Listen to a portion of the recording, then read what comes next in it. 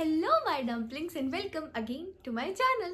तो आज हमारे साथ हैं टिल्लू भाई जी और आज हम द मोस्ट अवेटेड वीडियो जो कि मैंने नहीं बनानी थी क्योंकि मैंने ऑलरेडी इंस्टाग्राम पे बना दिया, बट स्टिल मेरे को कमेंट्स आए थे इसलिए मैं बना रही हूँ। ओके, तो ये स्टोरी किसके बारे में है टिल्लू?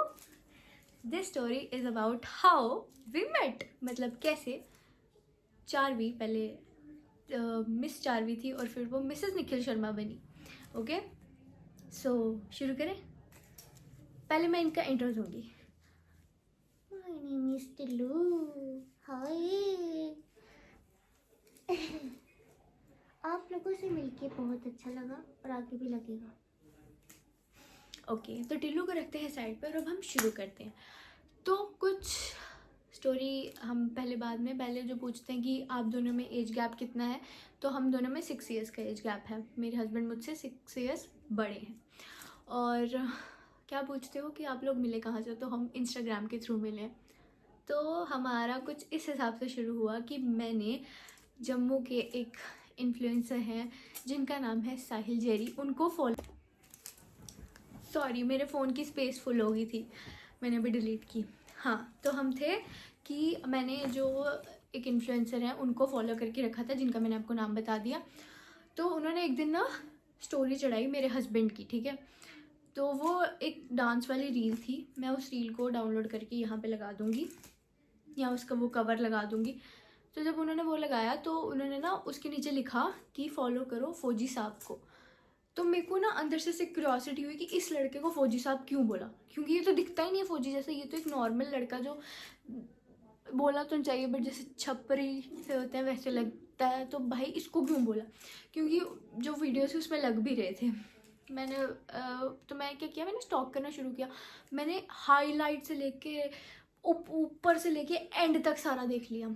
और ये बात थी जनवरी 2023 की। तो अब क्या हुआ कि मेरे को तो कुछ मिल ही नहीं क्लू यार कि ये तो लड़का आर्मी में है। तो मैंने सोचा कि यार ऐसा ही होगा कुछ।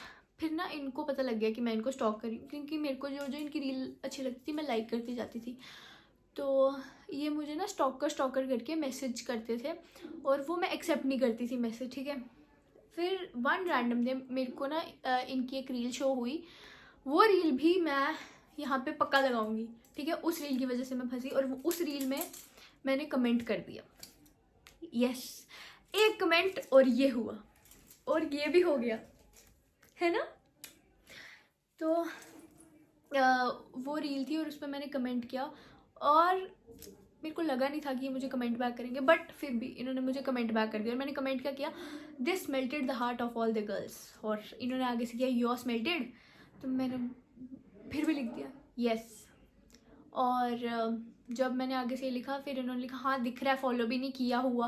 तो मुझे गुस्सा चढ़े कि मुझे कमेंट सेक्शन में ही क्यों बोले जा रहे हैं टॉन्ट। तो मैंने लिखा एक्सक्यूज़ मी मिस्टर, आप कमेंट सेक्शन में टॉन्ट मारना बंद करेंगे।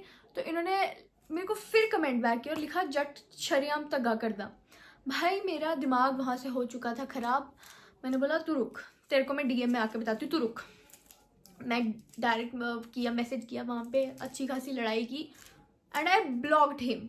Literally I blocked my husband at that time. और हम दोनों को कुछ नहीं था कि हम दोनों एक दूसरे से बात करें कुछ, क्योंकि मेरे लिए वो एक स्ट्रेंजर ही थे जो कि फालतू बोले जा रहे थे और मैंने उसे चुप करा के ब्लॉक करा दिया। अब क्या हुआ कि वन रैंडम डे मेरा एक कज़न, ठीक है, मेरा एक कज़न, मैं नहीं बताऊंगी कि वो लड़का था या लड़की थी, ठीक है, बट मेरा एक कज़न, वो उससे क्या हुआ, मेरे को बोलती कि यार लग गया पता, मैं नाम नहीं बताऊंगी, ओके। कि मुझे ना यार ये लड़का बहुत क्यूट लग रहा है इंस्टाग्राम पे, तू देख ज़रा। तो मैंने बोला हाँ ठीक है, तो मेरे को लड़के की वो भेज प्रोफाइल में देखती हूँ, क्योंकि लड़कियों का काम होता है ना कि जैसे लड़कियाँ फॉर एग्जांपल अगर कोई लड़की मुझे देख रही है तो वो अपनी बहन को बोलेगी यार इसकी देखते हैं इसकी देखते हैं। जैसे लड़के स्टॉक करते हैं वैसे लड़कियाँ भी करती हैं, है ना, आईडी स्टॉक। तो हम भी वही चीज़ कर रहे थे।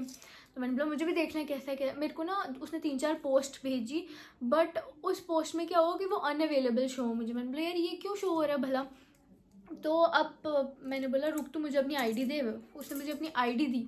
मैंने उसकी आईडी खोल के जब चेक किया तो मैंने बोला यार इससे तो मैंने ब्लॉक किया हुआ है। फिर मैंने अनब्लॉक किया, मतलब कहाँ मैंने लड़के ब्लॉक किया था, फिर मैंने अनब्लॉक किया। और अनब्लॉक करने के बाद फिर मैंने स्टॉक करना रेगुलर शुरू किया और मुझे कुछ वैसा नहीं था। आई वॉज जस्ट लाइक यार मेरे को कुछ नहीं है, बट मेरे कज़न को जो है क्रश है।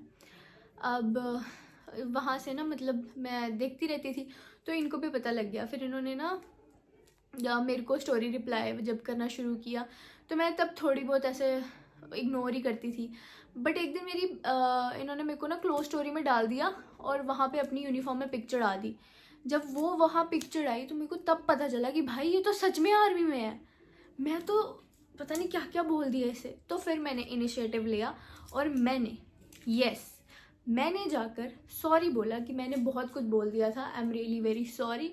और वहाँ से फिर हमारी थोड़ी थोड़ी करके बात आगे बढ़ी। अब हमारी बात तो आगे बढ़ गई थी, but one certain day 18th of February को we both confessed each other, 2023 18th of February। उसके ही एक दिन बाद इन्होंने बोला कि let me ask my parents कि हमारा आगे बन सकता है कि नहीं। तो जब इन्होंने पूछा तो इनके पेरेंट्स बोलते कि नहीं, हमने तेरी 2023 में ही शादी करानी है, तो लड़की छोटी है, हम नहीं कर सकते हैं। तो मैंने बोला हाँ ठीक है यार, मैंने भी इस साल शादी नहीं करनी है तो देख लो। बट हम ब्रेकअप करके भी हमने नहीं रहा गया, तो फिर हम वापस आ गए और वी डिसाइडेड कि जब तक मेरे हस्बैंड की शादी नहीं हो जाती तब तक हम एक दूसरे के साथ लॉयल रहेंगे और रहेंगे। अब रह तो रहे थे वैसे, बट फिर वही बात आती है ना कि कुछ ना कुछ होता ही रहता है बीच में। अब बारी कि एक दूसरे से मिलना है हमने। अब हमें रिलेशनशिप को हुए 2-3 महीने हो गए हैं और अप्रैल में ये घर आते हैं छुट्टी में। ओके, अब ये बोलते हैं कि मुझे तेरे को देखना है, मुझे तेरे को मिलना है। मैं भाई घर से बाहर नहीं निकलती, घर से बाहर निकलूँ भी तो क्या बहाना लगा कर निकलूँ। तो बोलते मुझे मिलना है। अब मैं अपने किसी रिलेटिव के घर पे थी, मेरे को बोलते तू वहाँ पे है तो मैं वहीं पे आ जाऊँगा मार्केट में, तू बस मार्केट में बाहर आ जाना। मैंने अपने कज़न को बोला कि तू मेरे साथ बाहर चल मार्केट तक। ये मेरे साथ मेरा कज़न जो था मेरे साथ बाहर चली मार्केट तक। तो मैंने उनको फ़ोन करो कहाँ पे हो। जब इन्होंने ना मतलब फ़ोन पिक किया ना तो मेरे सामने थे, एकदम सामने ये। अब क्या हुआ, जब इन्होंने मतलब मेरे को देख लिया ना कि मैं सामने से आ रही थी, अभी तो फिर मैं मोटी हो गई, उस टाइम पे मैं पतली सी थी और उस टाइम पे मैं मतलब अच्छी दिखती थी, अभी उतनी नहीं हूँ।